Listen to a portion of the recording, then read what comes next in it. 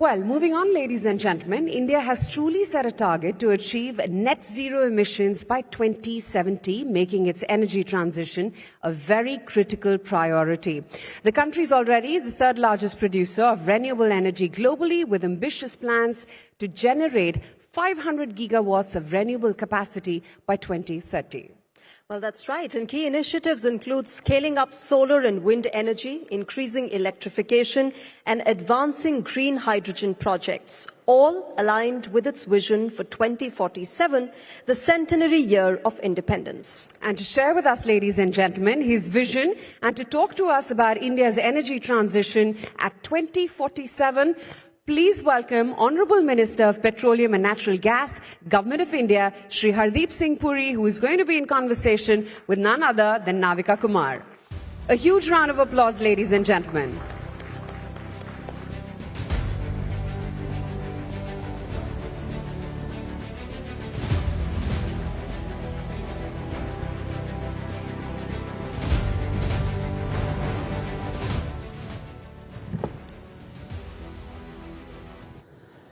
Thank you very much for joining us, Mr. Hardeep Singh Puri, on this platform of the 10th edition of the India Economic Conclave. And it's always been a pleasure to have you.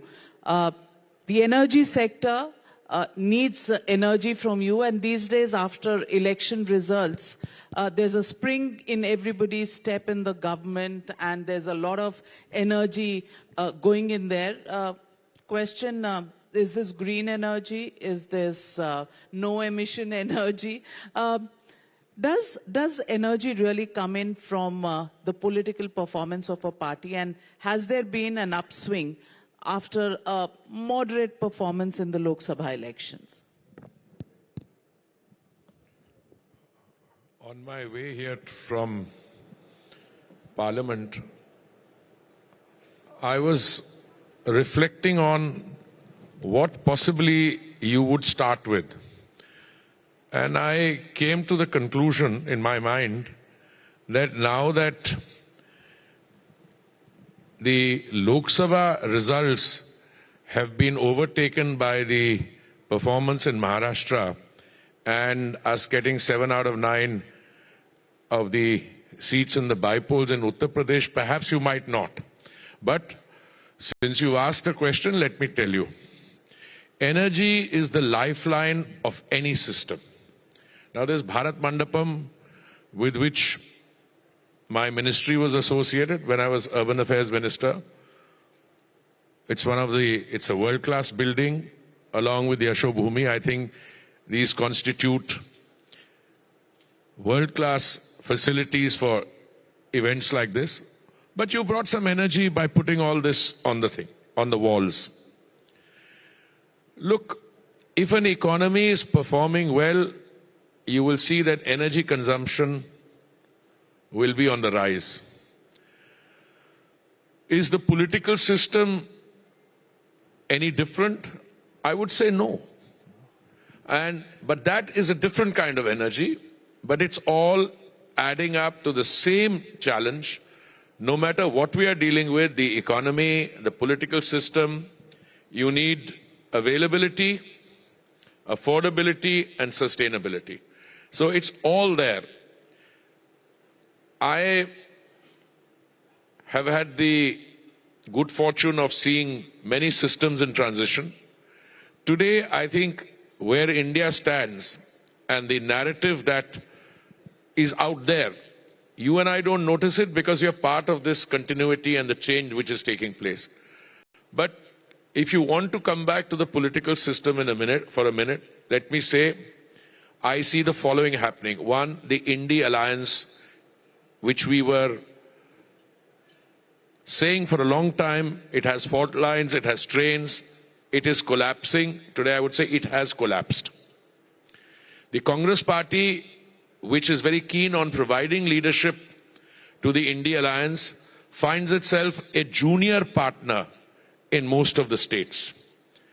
And as we go forward, there are not only other claimants for leadership of the India Alliance, but I think more than that, the alliance will be put to test. in terms of its internal cohesiveness, but more than that, Navika ji, I think wherever a kind of electoral situation that develops like in Haryana or Maharashtra, they will find it very difficult to move forward. Why? Because the Bharatiya Janata Party, at someone and you know, kya kehte hai?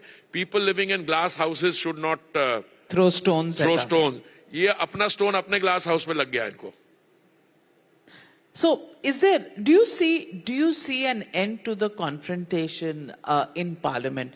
Because policy debates, I think, have become a thing of the past. Maybe अब dream sequence Bollywood style में आया करेंगे क्योंकि present में तो दिखते नहीं है. There is, don't you find, a dearth of quality debate on issues of, for example, the theme of this conclave, India fast track to the top 3. Is there a debate on this? Is there a consensus? Is there room for a consensus? Is there a conversation? Is there any communication? Or do you want to walk this road alone? No, your way or the highway? No, it's the very thing. You can have a theme in the India economic conclave on how we've become the 5th largest economy. We are going to be the 3rd largest economy very soon. You can have that. But that is what is creating a sense of unease in our friends. Because this is the real India. This is an India with all the global turbulence. You are still growing at 6.5%. All right. If one quarter the results are slightly less, they start rejoicing. Arey, kam ho gaya. Arey, bhai, kam hua. Agli bari, agle quarter mein badhega bhi. So this is those people. I am very happy to have this. When you see the debate taking place in Parliament, this is what the Treasury benches will actually talk about. They are the ones who are feeling uncomfortable with it. So I don't think there's any agreement. I'm glad you timed this India Economic Conclave at a time when they are wanting to have the discussion on the Constitution. Because I think the Constitution is something sacred. The Constitution is not only, remember this Constitution was drafted by visionaries after 190 years of colonial domination. And they produced the blueprint for India's economic, political and social growth. And the guys who are talking about the Constitution are the only ones who in June 1975 tried to kill democracy by imposing the emergency and curtailing civil liberty. So inki baaton ko sun ke thoda man behla lena chahiye. But I think India is moving ahead, and moving ahead from what, a $4 trillion economy to a $8 trillion and $10 trillion economy. That's the real India. These guys are misfits there. Well, the opposition is a misfit in India. It is a traitor in India. Well, those are strong words. But Mr. Hardeep Puri, let me also ask you, again another election. Are we going to see prices of petroleum products stable for a bit, और उसके बाद जोर का धक्का धीरे से लगेगा? I have answered this question many times, but we're always, whenever we speak, there is an election around the corner. Your emotional attachment, I keep telling you, prices of petrol and diesel at the bunk. India is the only country where over the last 3 years they've come down. Number one. Number two, the price level has nothing to do with an election in India. The price of petrol at the bunk is determined by the international price of a barrel of crude, the cost of insurance, freight, the exchange rate, the refining cost, margin, dealer's commission. तो आपको तो स्वागत करना चाहिए इस बात का कि ग्लोबल प्राइसेस ऊपर गई हैं. मोदी जी ने 2 बार, he cut the excise duty in November 21, May 2022, and once later. It has nothing to do with the election. We did it because you have a prime minister who is genuinely committed to the welfare of the consumer. It's a moral thing with him. So we brought the cost of energy down. हाँ, इसमें हमारे OMCs ने थोड़ी इनकी ठुगाई हुई है. In the case of gas, I think they lost 28,000 crores earlier. We were able to compensate them only 22,000 crores. Then when it came to petrol, they lost money. We got some provisioning done. फिर वो बातों में रह गया. This time gas में, yes, I think there's under recovery. Navika ji, the very fact that I have been through this session of Parliament, none of my questions, you see, when there is a lot of, excitement, you get start questions in every session. You get calling attention motion. The energy story is one of the better stories. And I think the Modi government deserves full praise for maintaining availability, bringing the prices down, and doing a very good job in sustainability also. The other charge that is made against you is that the Ujjwala scheme, which started with a lot of fanfare, somewhere lost steam in the middle. Log वापस भरवा नहीं रहे हैं. All kinds of political charge. Navika ji, since you are a world famous anchor, I don't expect you to be going into your kitchen and using Ujjwala. But I can tell you an average household, plus where you live, there must be piped gas. Yes, there is. Yeah, but you must be having Ujjwala. Our average per family, first let me give you the number of connections. In 2014, total number of gas connections in the country was 14 crore. Today it is 33 crores.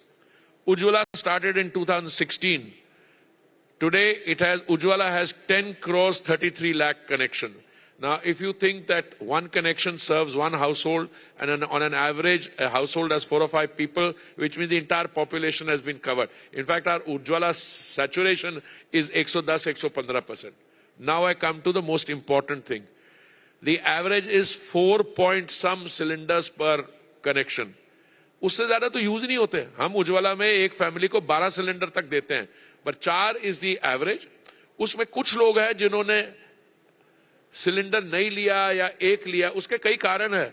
You take a cylinder in Dhanbad, next day you move and migrate to Asansol or you go to Mumbai, and you may not. But there also we have closed about 4 crores. So the Ujjwala picture in terms of number of connections and in terms of average cylinders is a very good story.